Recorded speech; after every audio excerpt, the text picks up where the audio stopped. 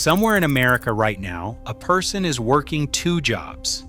They wake up at 5 a.m., drive to their first shift, clock out at 3, eat a gas station sandwich in their car, and drive to their second shift. They get home at midnight. They do this 6 days a week. They have a college degree. They have $47,000 in student debt. They cannot afford health insurance. They have not taken a vacation in 3 years. They rent an apartment they can barely afford because buying a home is a fantasy they stopped believing in years ago. And if you ask them what went wrong, many of them will say the same thing. I guess I just did not work hard enough. That sentence is the American dream working exactly as designed, not as a path to prosperity, as a psychological trap. A belief system so deeply embedded in the national identity that even when it fails you, you blame yourself instead of questioning the system. The rest of the developed world looks at this and does not see inspiration.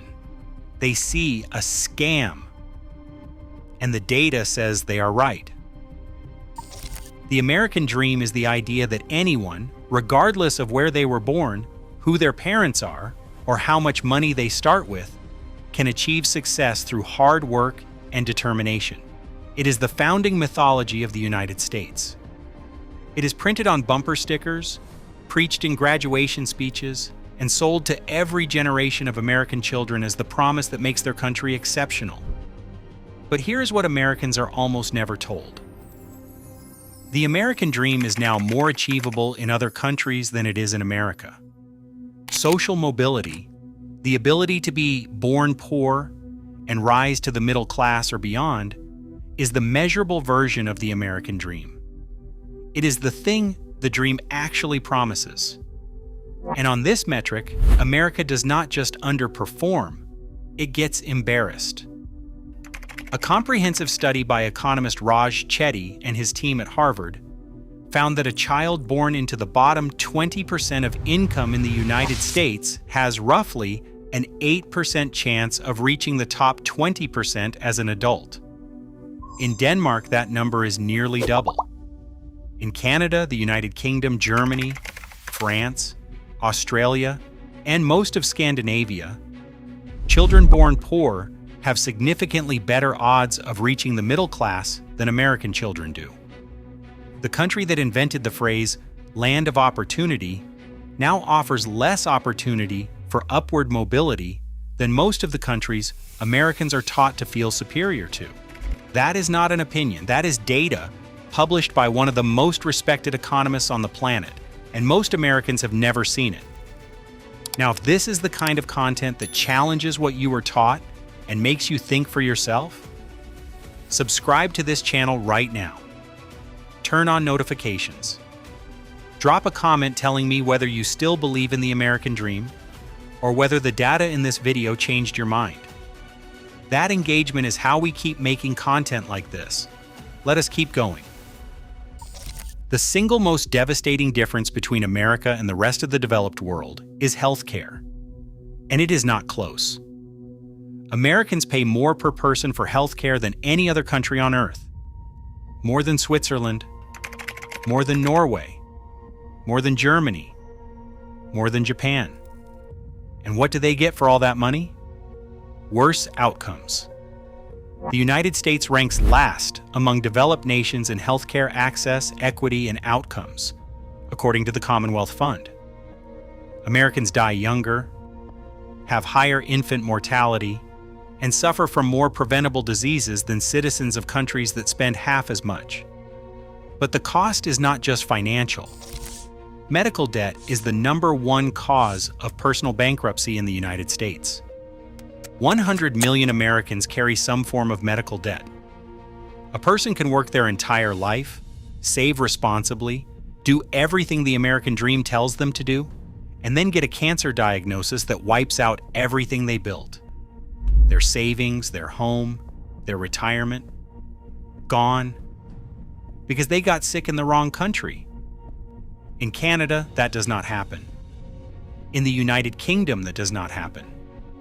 In Germany, France, Japan, Australia, South Korea, or any of the other 30-plus developed nations with universal health care. A diagnosis is a medical event, not a financial death sentence. The rest of the world does not understand how Americans tolerate this. They see a country that spends more on its military than the next 10 countries combined, but will not guarantee its citizens the right to see a doctor without going bankrupt. They do not see freedom. They see cruelty dressed up as capitalism. The American dream tells people that education is the ladder out of poverty. Go to college, get a degree, get a good job, build a life. That was true for previous generations. It is no longer true for most Americans today. The average American college graduate leaves school with roughly $30,000 to $40,000 in student loan debt. Total student debt in the United States has surpassed $1.7 trillion. That is not a typo. Trillion. An entire generation entered adulthood with a financial anchor around their necks, sold the idea that this debt was an investment in their future. For many of them, the return on that investment has been stagnant wages, a brutal job market, and monthly loan payments that prevent them from saving, buying homes, or starting families. Now compare that to the rest of the developed world. In Germany, public university tuition is free, not cheap, free. In Norway, Sweden, Finland, and Denmark, university is free, and in some cases, students receive a stipend to attend. In France, annual tuition at public universities costs a few €100. In Scotland, it is free for Scottish and European Union students. These countries do not treat education as a product to be sold at maximum price. They treat it as a public good that benefits the entire society. And their economies do not collapse because of it. Their workers are well educated, their innovation sectors thrive, and their citizens do not start adult life in a hole they spend decades trying to climb out of. Americans are often taught that free education is some kind of radical socialist fantasy. Dozens of thriving capitalist democracies have already figured it out. It is not radical. It is normal. America is the outlier. Home ownership used to be the physical proof that the American dream was real. A house, a yard, a neighborhood, a place to raise a family. That was the deal. Work hard, save up, buy a home, build equity, pass something on to your kids. That deal is broken. The median home price in the United States has skyrocketed while wages have barely moved. In many American cities, the average home costs 8 to 10 times the median annual income. An entire generation has been priced out of the market. First-time home buyers are older than ever, buying later than ever, or not buying at all.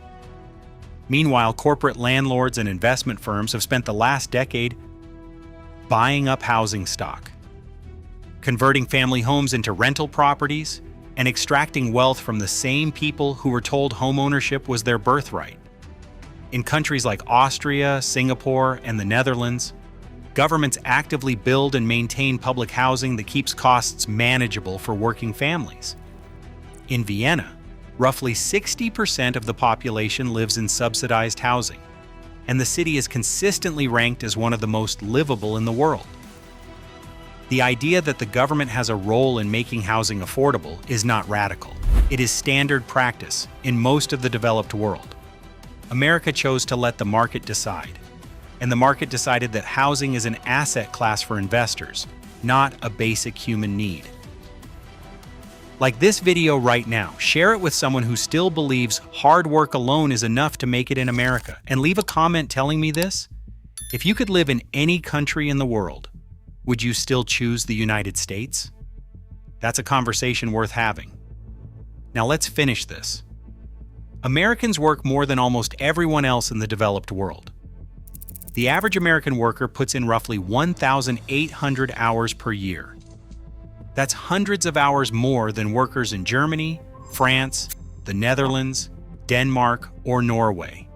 And here is what those extra hours buy them: nothing. American workers are not significantly more productive per hour, than workers in other developed nations. They just work more hours for less security. The United States is the only developed country on Earth with no federally mandated paid vacation. 0 days. The only one. Most European countries guarantee 4 to 6 weeks. Japan guarantees 2 weeks minimum. Even countries Americans might look down on guarantee more time off than America does. No federally mandated paid parental leave. When a child is born in America, there is no federal guarantee that either parent gets paid time off to care for that child. In Sweden, parents get 480 days of paid parental leave to split between them. In Canada, it is up to 18 months. In Germany, it is 14 months. In America, it is whatever your employer decides, if they decide anything at all. And for millions of workers in low-wage jobs, the answer is nothing. No federally mandated paid sick leave. Americans can be fired for getting sick. In a country that just lived through a global pandemic, there is no federal law guaranteeing that a worker can stay home when they are ill without losing pay or their job. The American dream glorifies hard work. But what it actually delivers is a system where people work more, rest less, spend less time with their families, have less financial security, and have fewer guaranteed protections than workers in countries that Americans are taught to pity.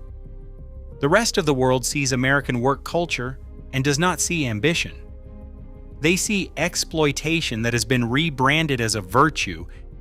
And here's the deepest part of the scam, the part that makes the whole system self-reinforcing. The American dream doesn't just promise success, it assigns blame for failure. If anyone can make it, then anyone who doesn't make it has only themselves to blame. You're poor? You didn't hustle enough? You're drowning in debt? You made bad choices? You can't afford a house? You should have worked harder. You can't afford a doctor? That's your problem. This is the myth of meritocracy.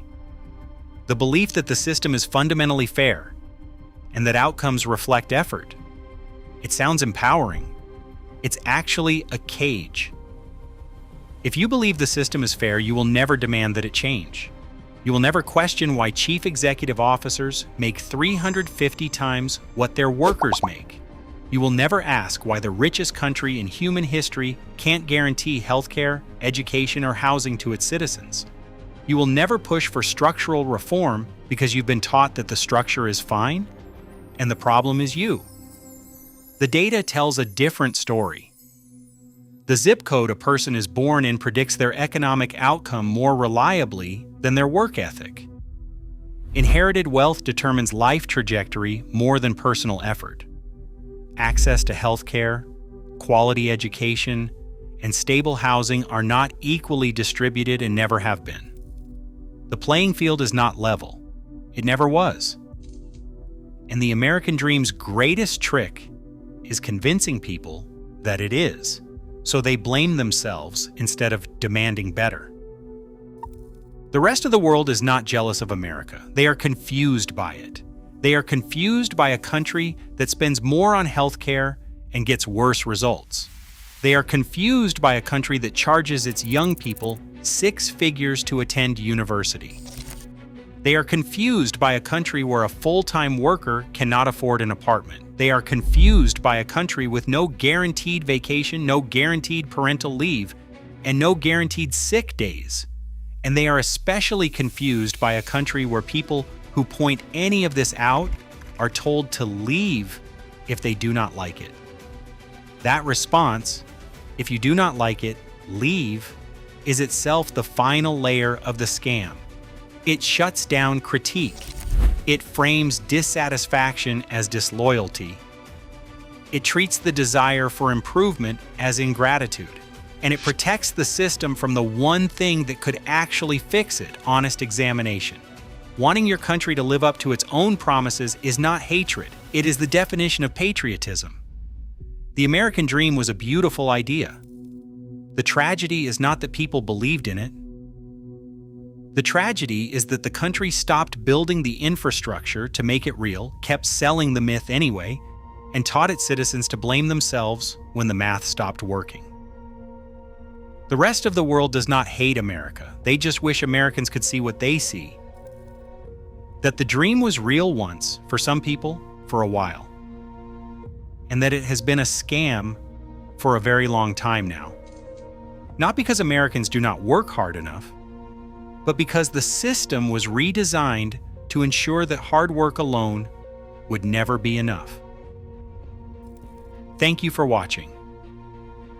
If this video challenged something you were taught to believe, that is not a threat. That is the beginning of clarity. If you want more content that questions the systems we are told to trust without evidence, subscribe to this channel and hit the bell. Share this with someone who needs to hear it. We will see you in the next one. Reason over rituals. Always.